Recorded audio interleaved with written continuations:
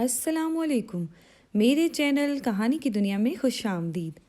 आज की कहानी का नाम है किस्सा सातवीं शहज़ादी का। अगर आपको कहानियाँ सुनना पसंद हैं तो अभी मेरे चैनल को सब्सक्राइब करें और साथ में लगे बेल आइकन के बटन को भी प्रेस कर दें ताकि आपको मिलती रहे वीडियो अपडेट्स। तो चलिए चलते हैं आज की कहानी की तरफ। किसी बादशाह की 7 बेटियां थीं। एक दिन बादशाह ने सब बेटियों को इकट्ठा किया और पूछा, मैं तुमको कैसा लगता हूँ? पहली शहजादी बोली, आप चांद जैसे प्यारे हैं। बादशाह बहुत खुश हुआ और इसे इनाम में कीमती लिबास दिया।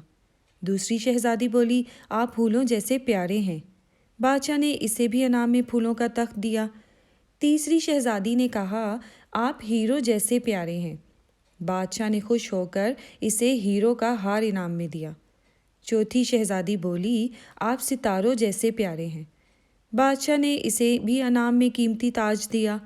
पांचवी शहजादी भी बोली, आप मोतियों जैसे प्यारे हैं। बादशाह ने इनाम में इसे कीमती मोतियों से भरा थाल दे दिया।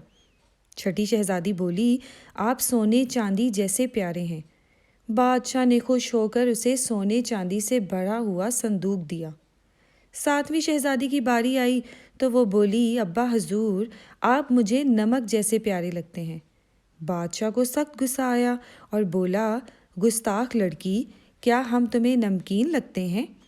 शहजादी अदब से बोली, अब्बा हजूर, नमक भी तो कीमती और फ़ायदेमंद होता है। बादशाह को ये सुनकर बहुत गुस्सा आया और बादशाह गुस्से से बोला, तुझे इस गुस्ताखी की सज़ा ज़रूर मिलेगी।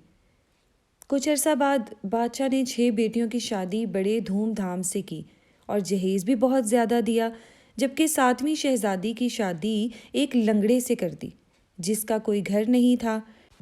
रुखसती के वक्त इसने कहा, ये तेरी गुस्ताखी की सज़ा है। तेरी ज़िंदगी ना तो चांद और फूलों की तरह खूबसूरत होगी, ना हीरे जवाहरात की तरह अनमोल, बल्कि नमक की तरह नमकीन होगी। शहजादी खामोशी से लंगड़े के साथ चल दी।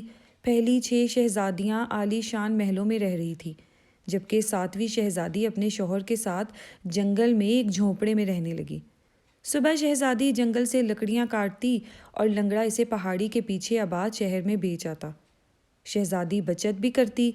फिर इसने जमा किए हुए पैसों से शौहर का इलाज करवाया। यूँ इसका शौहर ठीक हो गया। अब शहजादी घर के काम काज करती और इसके शौहर जंगल में लकड़ियाँ काट कर शहर बेच आता। इधर बादशाह की तबीयत ख़राब हो गई थी। वो बहुत निढाल रहने लगा था।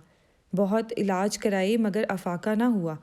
शाही हकीम ने कहा, इस मर्ज़ का इलाज नमक की कानों से हासिल किए गए नमक में पकाए गए जंगली हिरन के गोश्त से मुमकिन होगा। बादशाह ने अपने 6 दामादों को इकट्ठा किया और इन्हें जंगली हिरन का गोश्त और नमक की कानों से नमक लाने को कहा। ये खबर 7वीं शहजादी तक भी पहुंची। इसका शौहर जंगल से हिरन पकड़ लाया। फिर वो दोनों नमक की कान में गए और नमक इकट्ठा किया। यहाँ बादशाह के 6 बड़े दामाद जमा थे। इनमें से एक ने कहा, ये बुढ़ा तो मरता ही नहीं। ऐसा करते हैं कि हिरन के गोश्त में जहर मिलाकर इसे खिला देते हैं ताकि वो मर जाए और हम हुकूमत करने लगे। शहजादी ने यह सुना तो परेशान हो गई। वो अपने शौहर के साथ फ़ौरन बादशाह के हजूर हाजिर हुई। इसे हिरन का गोश्त और नमक दिया और सारा माजरा कह सुनाया। बादशाह को बहुत अफसोस हुआ। जब इसके 6 दामाद वापस आए तो इनके पास हिरन का पका हुआ गोश्त था।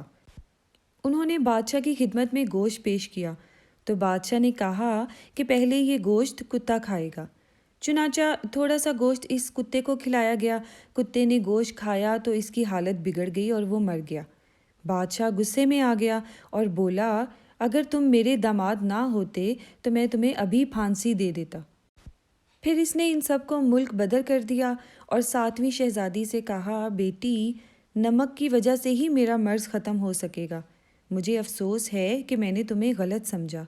बादशाह ने 7वीं शहजादी के शौहर को अपना नायब मुकर्रर किया और सब हंसी खुशी रहने लगे।